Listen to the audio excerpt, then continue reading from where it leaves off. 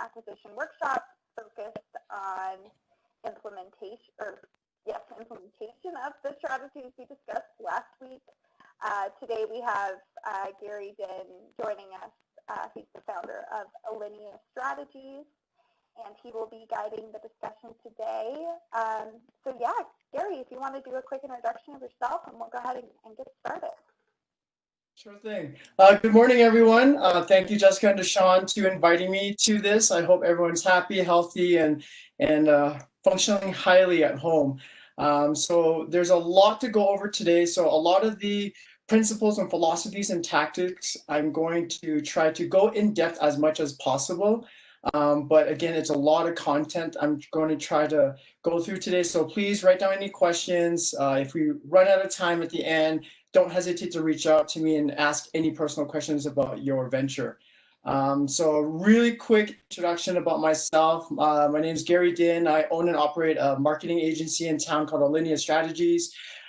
We find opportunities and growth for your organization to grow, whether you're a nonprofit or a business. We do strategy, where we do consulting and education about how to market, design. So that's from websites to graphics to videos to photography and creating your branding, down to the execution of everything. So that's your posts, your advertising, your campaign work. So yeah, just a really quick introduction about myself there. So I really want to just remind everyone about the 3 takeaways I took last week from Sean's. Really know your industry, the problems, your competitors, your unique solutions.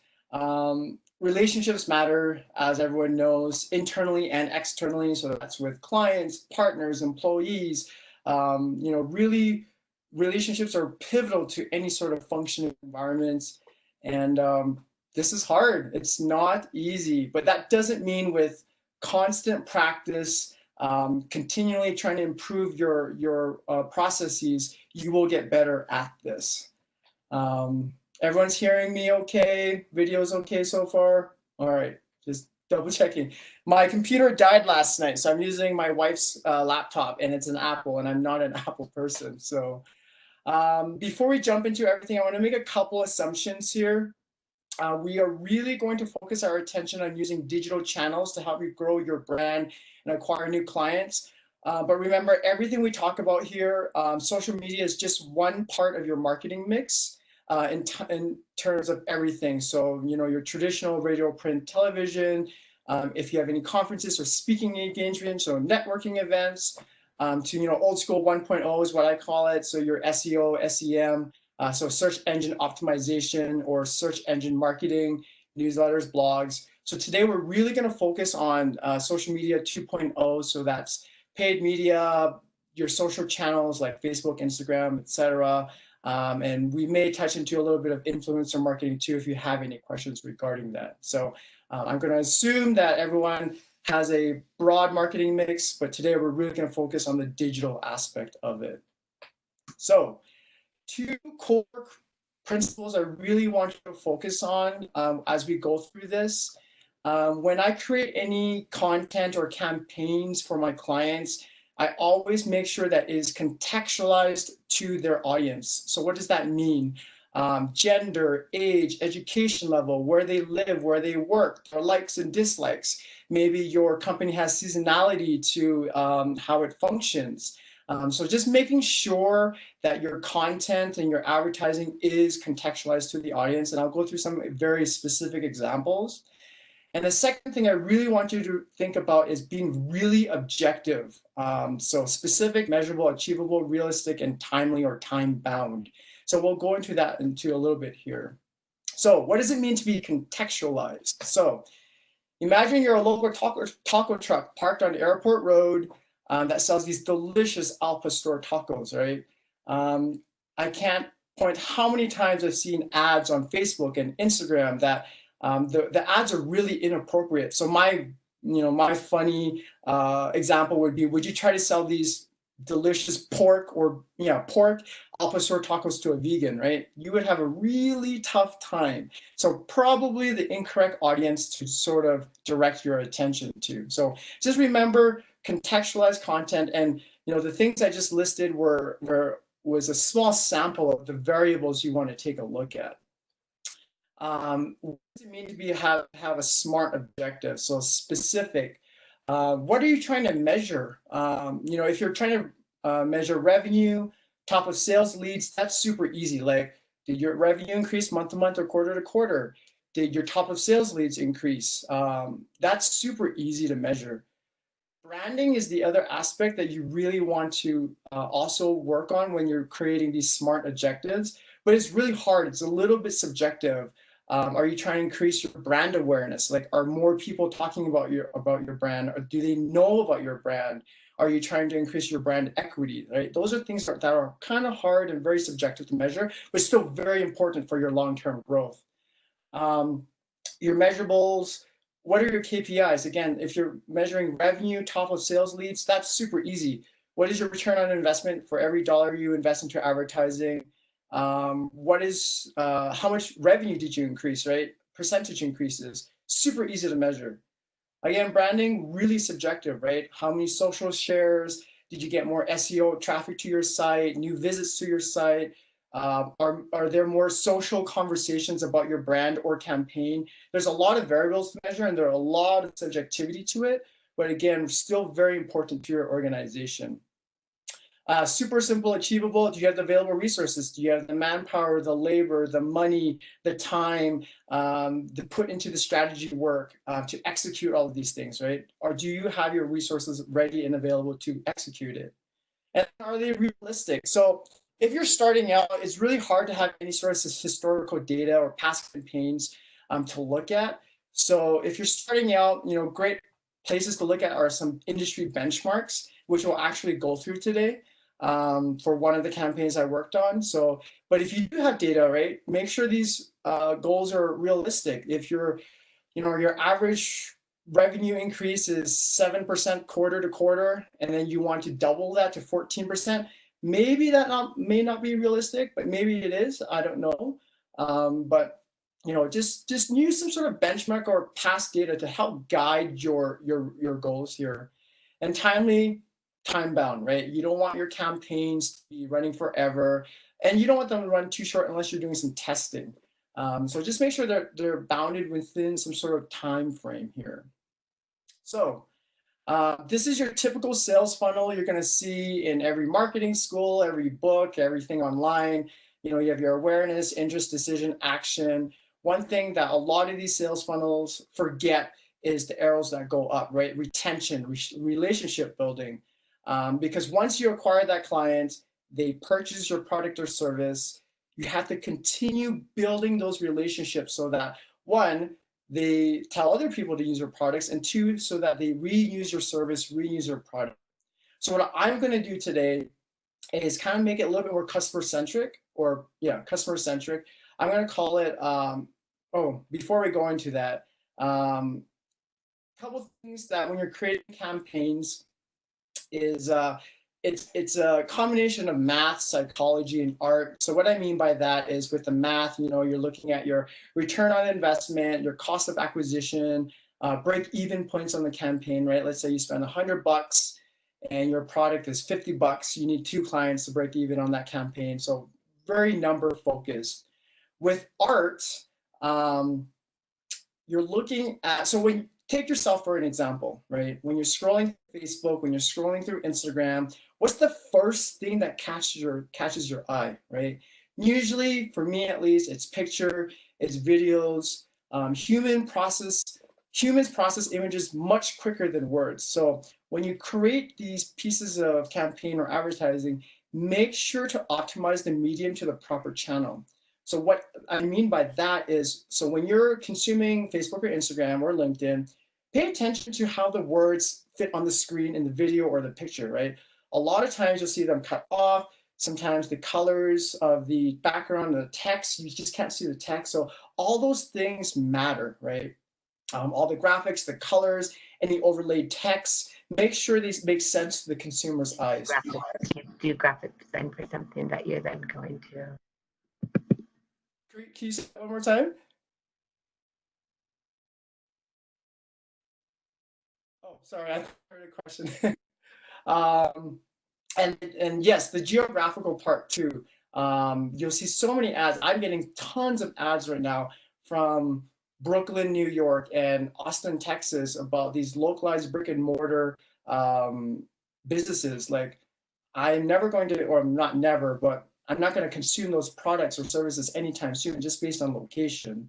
The psychology of your words, the psychology of your text and graphics, make sure they're contextualized to your audience again, and they're culturally relevant, right? There's some ads I've seen out there that are just not maybe not respectful or understanding of the current environment of COVID-19. So just make sure you're culturally relevant. What does your customer want, right? Try to align their needs, their wants, and their desires, right? It's not about you, it's about your potential or your clients and customers. How are you providing value? Is it funny and entertaining? Is it educational and insightful? Are you trying to solve a pain point and providing a solution? What is the clear value proposition you're trying to gain or provide to gain your consumers' attention and engagement, right? You're trying to compete with not only your own competitors, but their friends on their channel, their Nikes and blue chip companies of the world, right? Everyone is traveling down the same path. You got to make sure that you're providing some sort of value to garner their trust and garner their engagement. And this is a pretty obvious one, is a clear call to action. What do you want your consumer to do next? So that you provided this, let's say, really insightful or really funny piece of content for them to consume. Don't be vague about what they should do next, right? Do you want them to share this with other people? Do you want them to go to your website and view more products and services or get more information about you? So don't be vague, like really nail that clear call to action, and just be obvious to start off with. So let's see here. So I'm going to twist the sales funnel just a hair and call it the customer buying journey. In my opinion and in my experience, branding is super important for long-term growth. And people are like, well, what does that even mean? So a couple things to consider, right? It decreases price sensitivity. So a prime example of that is if my favorite brewery right now, Santa Fe Brewery, increased their beers by 10%, right? Because I love their product so much, a 10% increase will not deter me from consuming their product, but it might to a person who has never consumed their beer before, right? Their branding is that good to me or that valuable to me. It builds a lot of trust. So another example for me would be the pantry, right? I love the pantry. My wife and I have a special line in our household budget that actually says the pantry. We go there so often because I trust them that every time I go there, I'm going to get excellent customer service, really friendly service. The food is always good. The price is very reasonable. So branding creates a decrease in price sensitivity and creates a lot of trust. So that being said, for your customer buying journey, and I really want you to use yourself as an example. When you are going to consume a new product or a new service, what is the psychology that you go through yourself, right? So here are my, how I break it down. Brand awareness. Oh, I've heard about you. What does your brand do? This is the time for you to tell your story, how you're different, what you do, what do you provide, right? The next thing is brand knowledge. Tell me more about your brand, right? So if someone tells you about the new restaurant, what's the first thing you do? You go to their website, you go to their Facebook, their Instagram to look about, what do they provide? What do they cook? What do they serve? How are they different from the rest? How are you different from the rest, right? And then let's say, so someone tells you about a new restaurant, you go to their Facebook page, they have really cool pictures of food and drinks. You consider going to their restaurant, right? What are you telling me that's so interesting? I'm considering you over your competitors. How are you personally standing out? Is it a new restaurant or a unique solution? The price point's great. Make your clients go from liking you to can't live without you. And then obviously brand consumption, right? I need you to solve my problems. I need to try this new restaurant, right? So you go there, you have a wonderful time. The waiters, the manager comes out and greets you and talks to you, right? Continue to build that relationship. So I'm going to go through very specific examples of each of these stages here. The first one I want to bring out is a accountant in Los Alamos that I started working with a while back here. He's very good at what he does. Everyone can see this though?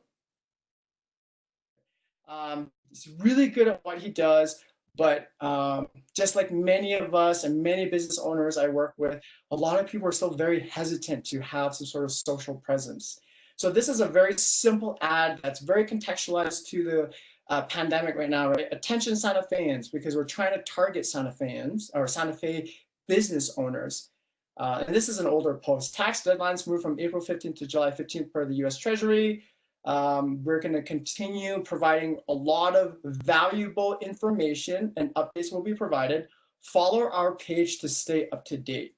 So really clear value proposition, very clear call to action, really simple. The blue sticks out, right? This makes sense. So it was a pretty highly functioning and simple ad, but very effective. Over 7 days, we increased the page. So we just started the page. It increased it by 46 likes. We spent very little money on it. It reached about 7,000 people and about 17,000 eyes saw it. I can't go into the budget of these things because that's information for my client to hold on to. But in terms of generic data, this is what that looks like. All right. The next thing would be brand knowledge. How are you positioning yourself? How are you providing value? So the next example I want to use is a local company here in Santa Fe called Desert Rose Landscape and Maintenance, a very old client of mine. He is good at what he does. He's been in business for over 20 years, never used digital marketing. In the last 3 years, we started developing his brand, growing his brand, and he's seeing growth back to back to back years. Now this year we'll see what happens, but this is a post that we do, a weekly post. It's called Transformation Tuesday. What we do is we take before and after pictures so clients can see exactly what they're going to potentially get. We talk exactly about what they're going to be doing and what they have done for this project, right? It's very transparent. They're trying to essentially flex or show off their knowledge and their experience. We planted a mix of blue mist spireas and Russian sage on the outer perimeter, yada, yada, yada. Really powerful, really effective. It gets tons of traffic. 9 people went to the website, and this is just an organic free post. This has zero advertising dollars against this. It was shared, let's see here, 0 times, but we had a lot of engagements for this post. All I'm saying is this is one way to kind of show off your value propositions. How are you providing the solution? How are you different from the other clients or from the other providers out there? And if you had time afterwards and you did a little digging and compared, Desert Rose Landscape and Maintenance to the other local landscapers, no one else is doing this. So this is a really interesting gap that he's filling that surprisingly other landscaping companies have not done. So the next part would be brand consideration. So I'm going to go through 2 examples of brand consideration here. One that failed, absolutely just failed miserably, and we're going to talk about why it failed and what we're going to do, and then a more successful campaign. So the first one, let's see here. Here we go. So Nurses with Heart Home Care, a local home health care agency in town. We'll let this load a bit here. They were looking to increase their leads. Increase their leads for the month of April. So we created a campaign for them. Let's see here. There we go. Nurses with Home Care provides in-home assistance from help with the shower to errand running. We ease life at home, right? Contact us. Very straightforward. In terms of the contextualized parts, on the back end, we targeted specific audience groups that would see this particular ad. So that's based on age, income, location of where they live, types of professions that they might be in. So pretty straightforward ad. In terms of results, right? Out of 35, so what we had was when they clicked on the ad, they went to the landing page, beautiful, easy landing page, and you input your information. We had 35 people land on the page, and we had 1 lead. That is horrifically terrible. And this, to be honest with you, being very transparent, this was the first campaign that I just was like, what the heck just happened here? So I interviewed their office manager and kind of talked about, what is the process of when someone calls in and is asking for help? What does that process look like? Here, let me move this so you can still see this. So when someone calls in for, let's say, mom, right? Mom is 92 years old, uses a walker, yada, yada, yada, all these health concerns, right? They tell a very elaborate story to the office manager in their intake form. So imagine yourself going to the landing page and you have this, 40-minute story or conversation you want to tell, but now you have to put it in this tiny little text box, right? The psychology of that does not make any sense. So of course, people are not going to do that. So that might be one possible reason why this campaign failed miserably. Perhaps I targeted the wrong target group. That's absolutely possible. Maybe we jumped down the sales funnel too quickly, right? And that's kind of tied into the wrong target group. Maybe I targeted the people, and instead of building brand first, I jumped to the bottom and said, buy us or consider us. Some of the emotional and psychological factors I didn't take into account for whatever reason. Maybe you don't want someone to come to your mom's house during this pandemic to see them, to do a consult, because there's going to be face-to-face interaction, right? That's a real fear, psychological based factor that I did not consider. So we're going to redo the campaign, but with a lot of different adjustments.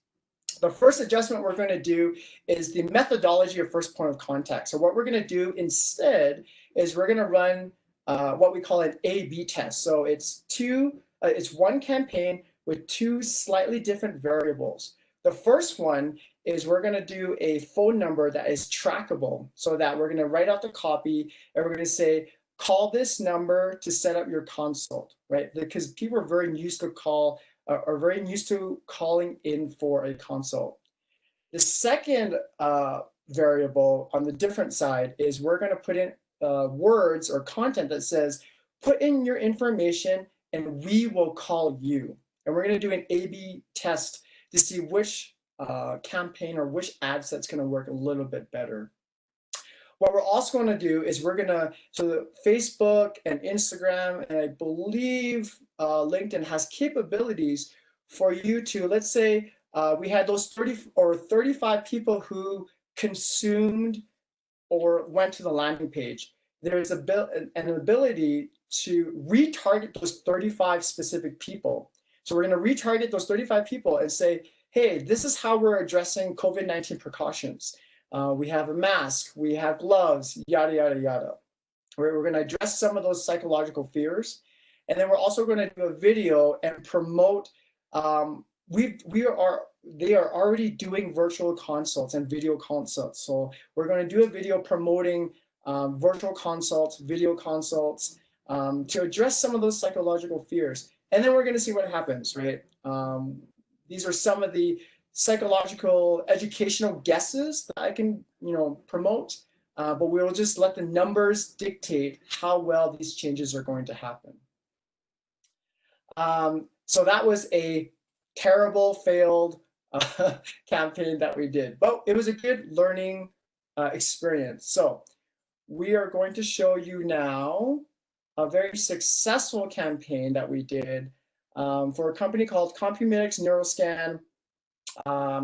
They have 2 major conferences every year in the US. The company is based out of Australia, and they just wanted to generate tons of leads at these booths. So from my understanding, when you go to the booths or when you attend these conferences, you have a little RFID barcode on your name tag. So when you attend a booth, the booth presenters take your badge or your ID card, scan it, and then the company gets your name, number, email, position, a whole slew of information. So that's how they tracked how successful these campaigns were. So this was one of their best performing ads. We will be booth at number 101 during the 2019 ACNS in Las Vegas. Come chat with us to see how Compumedic's Neuroscan is redefining the future of MEG. Pretty generic ad set. You know, it's just a really basic video of their new technology that they're producing. So then after these two conferences, I talked to their VP and Chief Science Officer and asked them, how did it go? It went really, really well for them. Attendance at the trade show booth and the value of subsequent product leads increased over 100,000. So what we, in terms of the nitty-gritty details, what we did for them is we created multiple ad sets. That was one that I showed. Targeted hospitals, university research institutions, pharmacy locations, and then we even dug even further by targeting specific positions in those companies. So sales, neurosurgeons, psychiatrists and psychologists, drug researchers. We went really, really granular. And the numbers speak for themselves. So this is a great example of, by spending just a little money and experimenting a lot, you're going to see a lot of return on investment on any sort of campaign that you potentially run against your clients and customers. And now for the last part of the sales funnel, we worked with a local screen printing company. They wanted to test a process for one of their purchasing orders that they want to provide to other customers. So what they did was they made a t-shirt just to sell. Really simple, really effective, really contextualized to the environment. So this is one of the ads we ran for them. The t-shirt says, "Everything is going to be okay, wash your hands."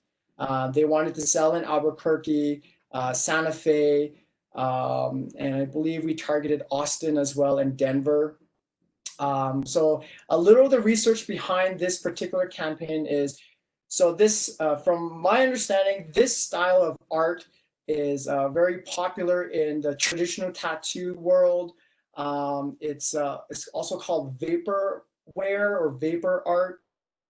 We used a website called Google Trends. It's super free.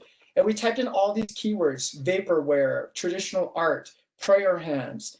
And then we looked at where these words were trending in what states and what cities.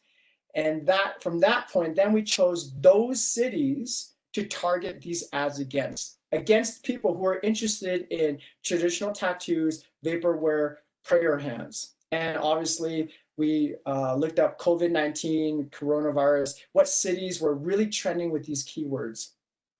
But for this particular one, we targeted, "Hey, Albuquerque, everything is going to be okay. Wash your hands. These are spooky times, but we're in here to remind you of two things. We're going to be okay. We're going to be okay. Wash your hands," right? And then this is the breakdown of the numbers after running these ads for, I think, 10 days, really short period of time, because we're just testing some theories out. So we had 362 people land on the website. All those 362 people, 145 people viewed the product. And then 40 people added their product to the cart. And then 26 people purchased. So about a 7.18% conversion rate from the top of the sales funnel, 362. Now, one thing that I want to address is when maybe halfway through the campaign, we found out that the add to cart function, the processing payment, there was a major technical error. And as you can see, a lot of people bounced away from the add to cart. And this is pretty common in e-commerce. You add to the cart, you see the total and you see the shipping, you're like, whoa, that's way more than I expected, right? In this particular case, that might be the possible case, but also a lot of people could not process the payment because the processing payment did not work. So all I can say is just make sure all your technicalities are in place before running. We did a couple tests before this, but obviously we didn't do enough testing. So, and this particular one had no benchmarks, no historical data to compare it to. So this is what I mean by using industry benchmarks to compare yourself, right? So this data is from February 26th of this year. It's broken down by all industries: e-commerce, legal, B2B, and finance. We'll really focus on e-commerce. So for whatever reason, the ad sets, the website, the cart function, we were about 7.18%, and we were in the top 10% for this.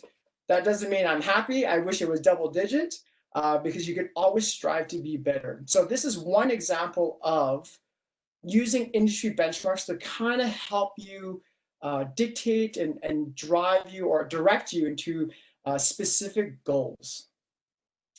And then lastly, I want to touch on the retention or relationship building.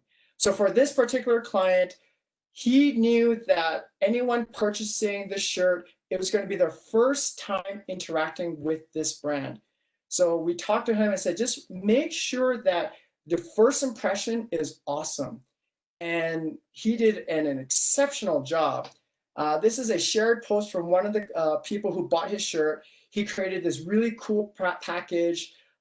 It was rolled up in almost like a burrito, and that's the top part. So imagine that holding the shirt. He's got free stickers in there. On the back of the rectangular space, he wrote a personal message saying, thank you for supporting a small business. So really building relationships really is really important. I can't emphasize this enough. A lot of times we just forget because it's so much, right? From building your brand to educating your potential customers and then to acquire them, that's a lot of work. But the work is not done. You have to continue to build those relationships. I love this radio host's quote, our rewards in life will always be in exact proportion to the amount of consideration we show towards others. So just continue, once you nail that client, just continue building that relationship.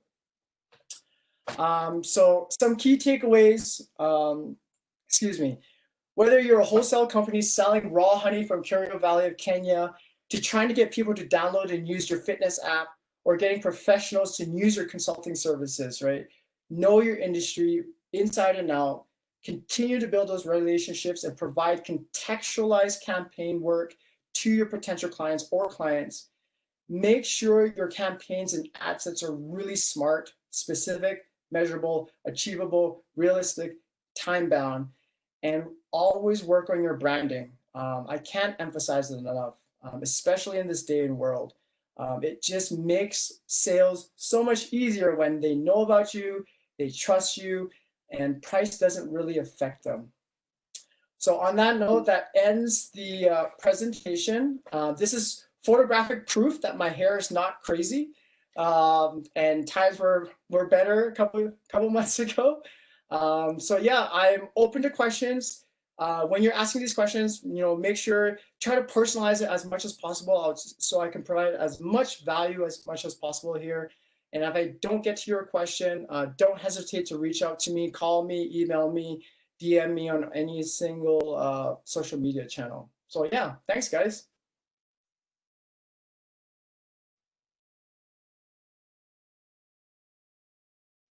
That's great, Gary. Thank you so much. Yeah, we'll go ahead and open it up for questions. Go ahead.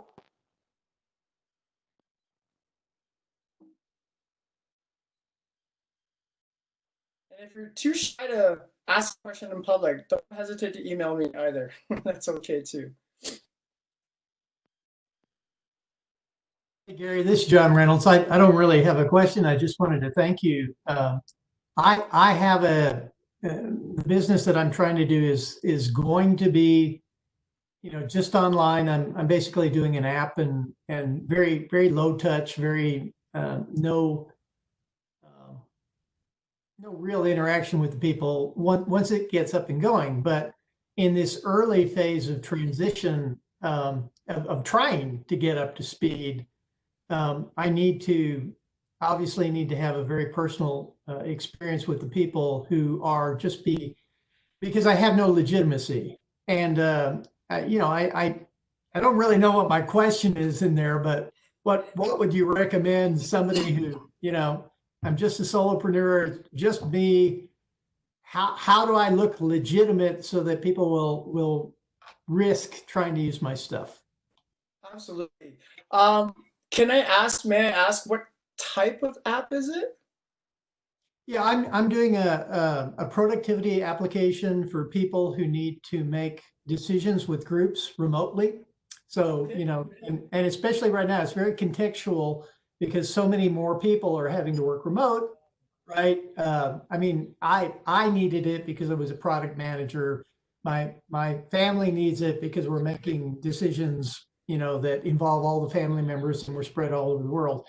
But today in particular, because so many more people are having to work remotely, it's kind of like the iron is it's a really good time to push this product, but it has no track record, it has no testimonials, it has nothing.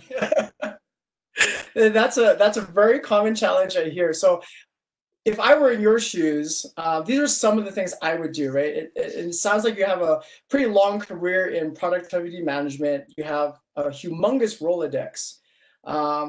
Have you given this app to partners or former coworkers to use themselves? I have tried, and basically everybody's busy. They don't have time to waste on something that isn't perfect yet. Is pretty much what seems to be happening, and I can't blame them. And that's absolutely fair. Well, first off, man, those friends are terrible. I'm just kidding. I would definitely continue that route. I would argue that word of mouth is still one of the best ways to get your product and service out there.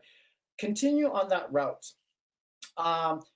Start creating content in terms of talking about why this app is so amazing and it's going to be so useful to your audience, right?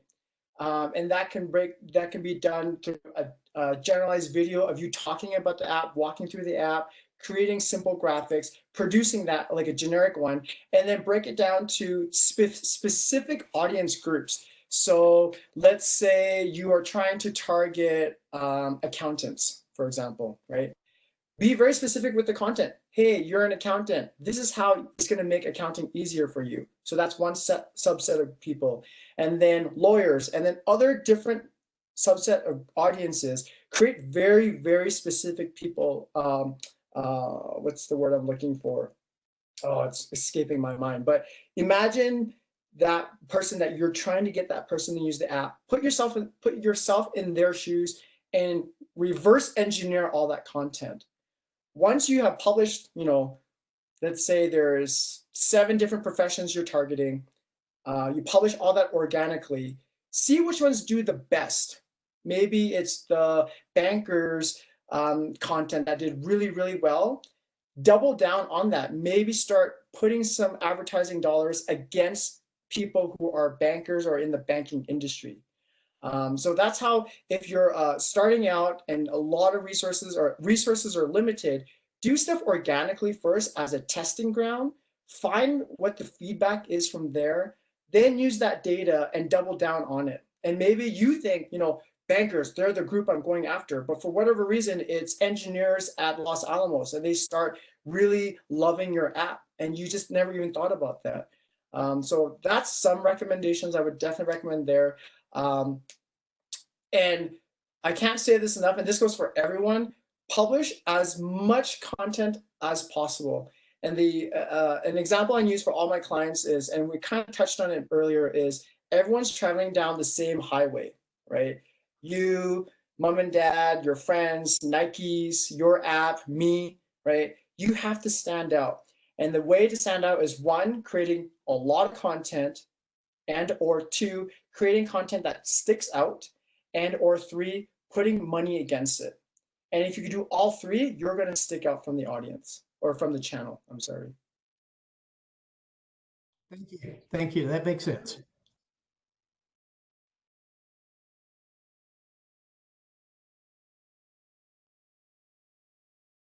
I have a question. Sure.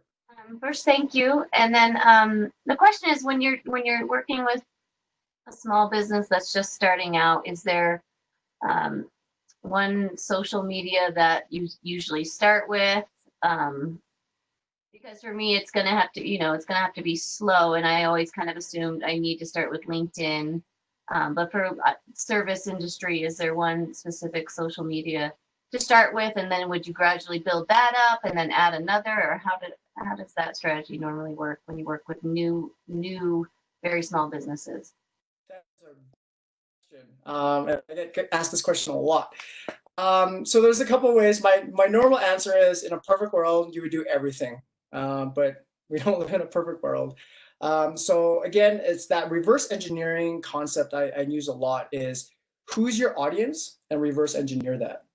So if your demographic is, let me try to remember here. If it's under 34, like 33 and a half, Instagram, Snapchat is your channels. If you're trying to create, so let's start with that. Under 33 and a half, so 34, Instagram, 34 to 34 plus, it's Facebook and LinkedIn as well. LinkedIn is going through this very transformative thing going on with them. What they have done is they have turned it to morphed it from this is a place where you put your resume on, it's only for professionals, to Facebook 2002. It is the wild, wild west right now. You don't need to even use any advertising dollars on LinkedIn and you're going to get traffic. It's incredible. So I recommend everyone, regardless of your product or service, regardless of age group, start producing content on LinkedIn. It's super organic in terms of no advertising dollars are needed to get traffic. So that's where I would start. Reverse engineer your audience, find the demographic, and then 80% of your time spend it on there. 20% of your time start diversifying, just like your retirement portfolio. Diversify your marketing mix, right? Email and newsletters are having a resurgence. Open rates are starting to climb. So I would also look at newsletters, like slowly start building that email list. Because then with that email list, not only do you have a newsletter that you can publish on a periodic basis, but you can also upload that information to Facebook's business manager on the back end. And Facebook will do a lot of the legwork in terms of pulling a lot of data from that email list. They promise that they promise not to use it for bad or for evil. So I can't speak on Facebook's behalf, but it pulls a lot of good data in terms of creating audiences for you so that you can run targeted ads on Facebook and Instagram against that email list. So yeah, 80% of your time, like maybe one or two channels, 20% of your time, start tasting, experimenting with other different channels, and it also creates a long tail, right? So what I mean by that is, let's say your primary target is 35 plus professionals, right?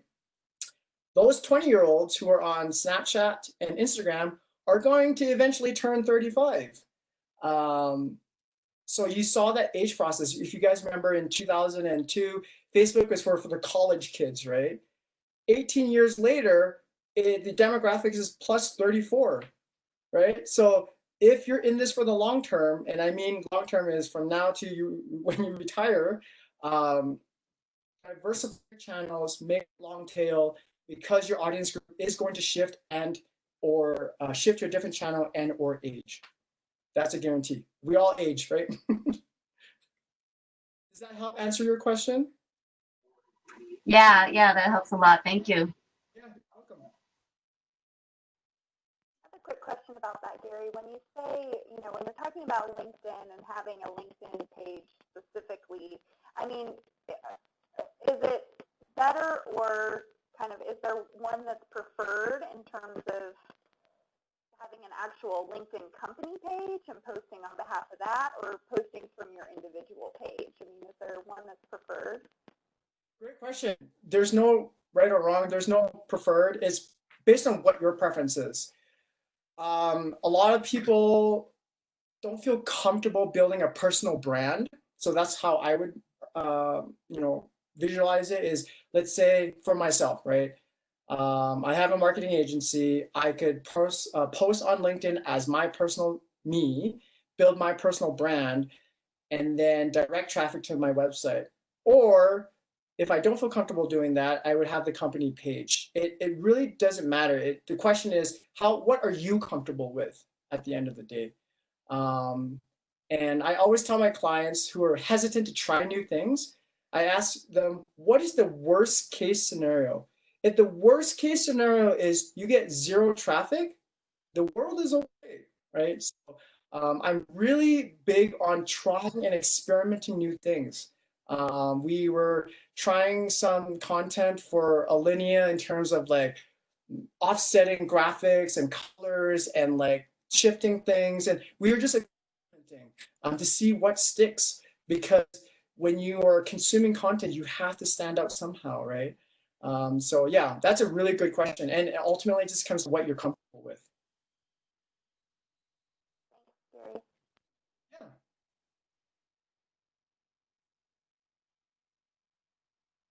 Does anyone else have any other questions?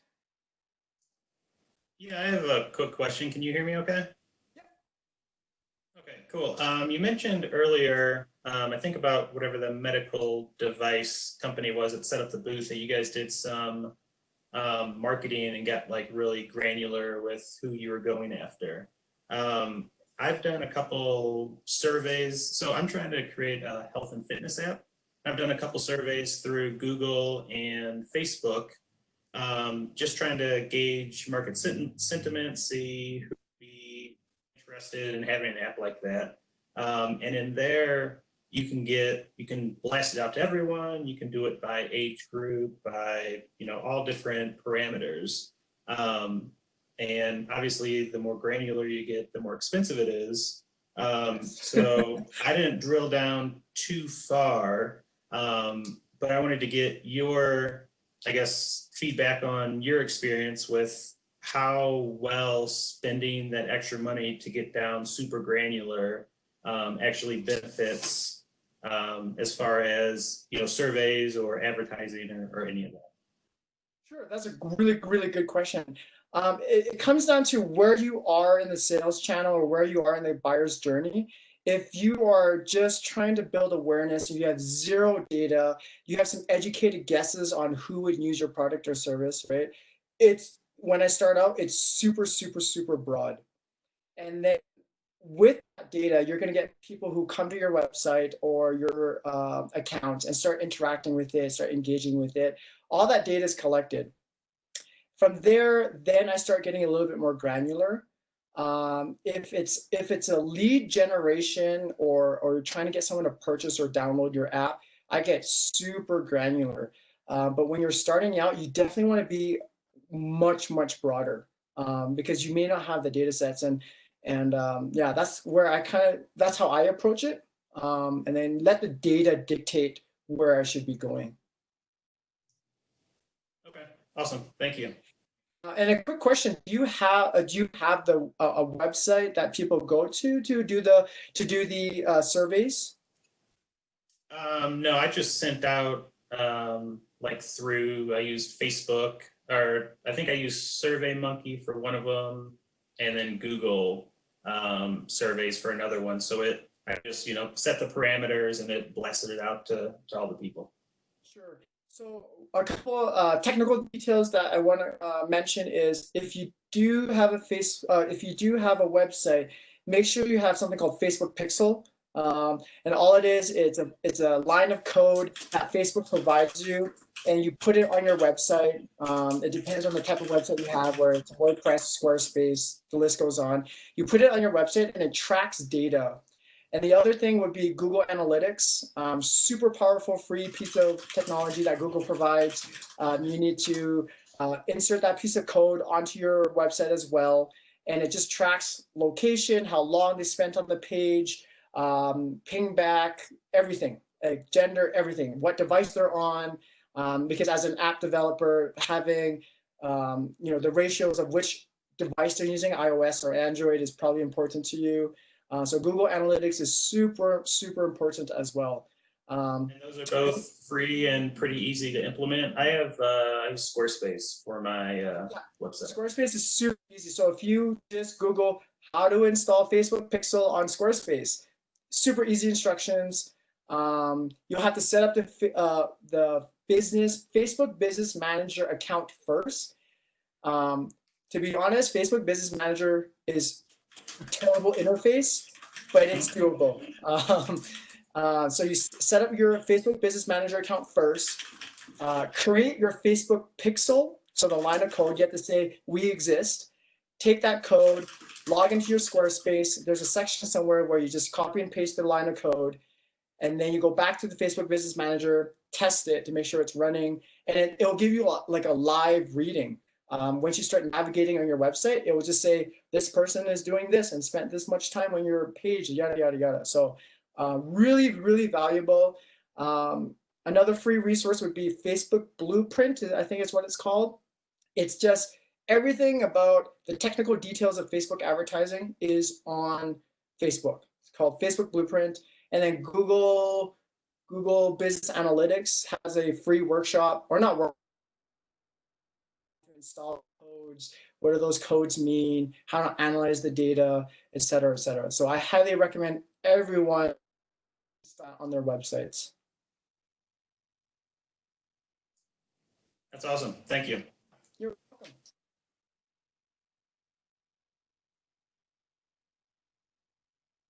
Don't be shy. This is the time to do it. This is the time to ask questions.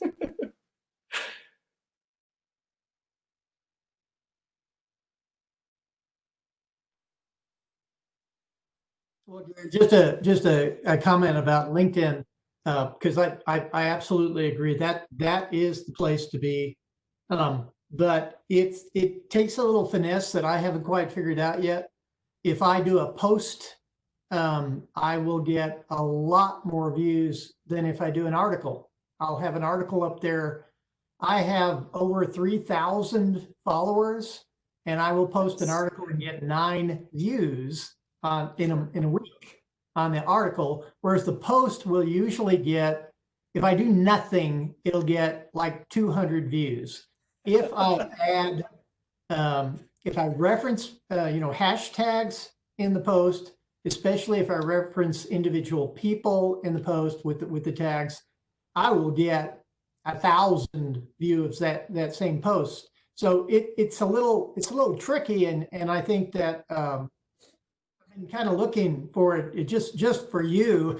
I think if you could advise people on how to get, I completely agree that the potential of LinkedIn is great, but it seems like every meeting that I'm on with other business people, we're all talking about LinkedIn because we can't figure out their algorithms at all. And it really has changed. As you were saying, it used to be primarily a resume service. And when I would post a simple little article, I would get 10,000 views.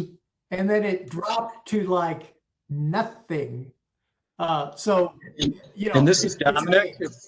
This is Dominic, if I may interject as well. Gary, I too have encountered a similar situation where I can't figure it out. I don't spend an inordinate amount of time, but the posts and the links and such, it just doesn't seem to work. So whatever wisdom you can offer would be appreciated. So this applies to all the channels, and I think a lot. And I saw this infographic or this meme that was this summarized it perfectly. 99% of us or 98% of us just present content to the world. The ones who do really, really well, and I am at fault at this too, I need to do a way better job at this, is that 2%. And what that 2% is you have to remind yourself that these channels are communication channels. So if you had coffee with me and I just talked the entire time, you would find that conversation boring. You would probably hate me or think really terrible things about me. It's a two-way conversation. So on these channels, right, yes, you are publishing content, articles, posts, videos, graphics, whatever, but go to other industry leaders, other people, your competitors, and engage in those forums, engage in those conversations as well. Because one of my favorite marketers out there calls it the $1.80 strategy. And it's you provide 2 cents on 90 different accounts, and you're just dropping brand equity, right?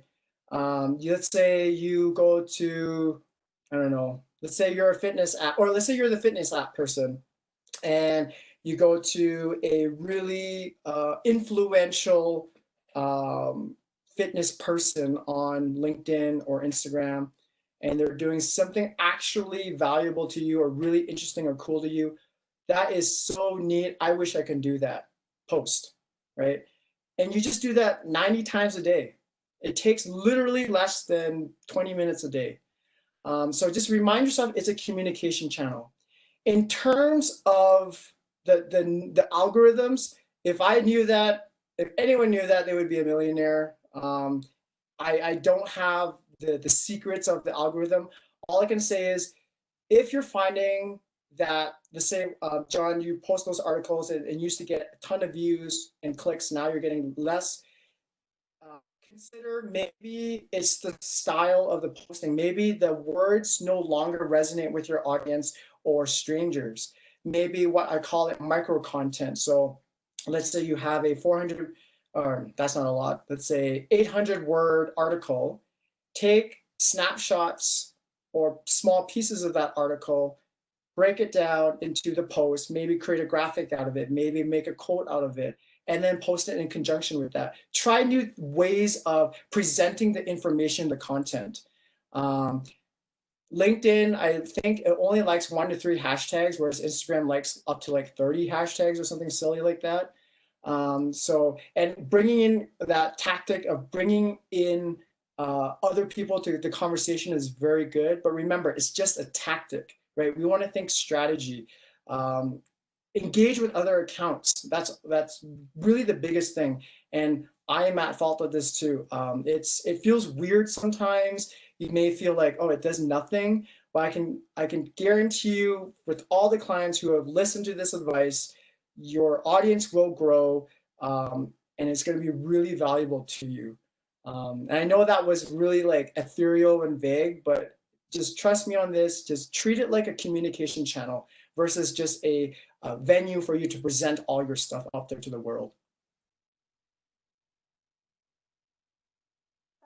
Terrific news and feedback, Gary, because I often see on LinkedIn and even on Facebook and some of those other channels is when my friends or when my connections like something or comment on something, it shows up on my feed, which means that I'm now seeing content, from other accounts or other profiles that I wouldn't have seen otherwise if, say, John hadn't have commented on it and said, this is a great article, thanks for sharing.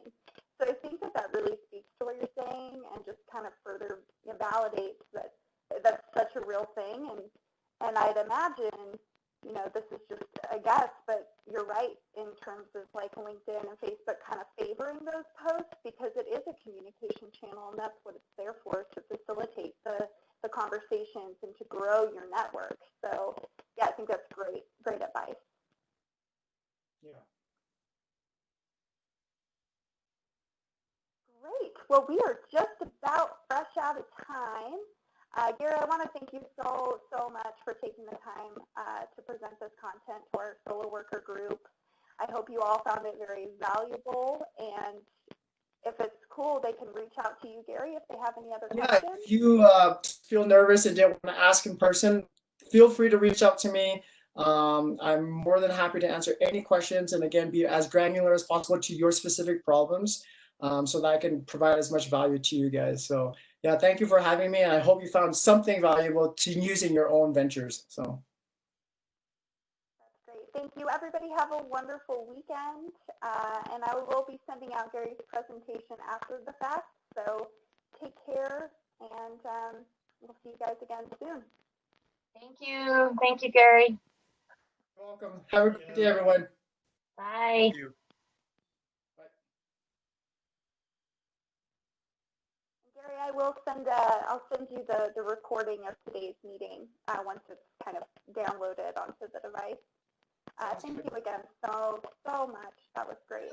Really This was fun. This was a lot of fun. So thank you again, guys. Take care.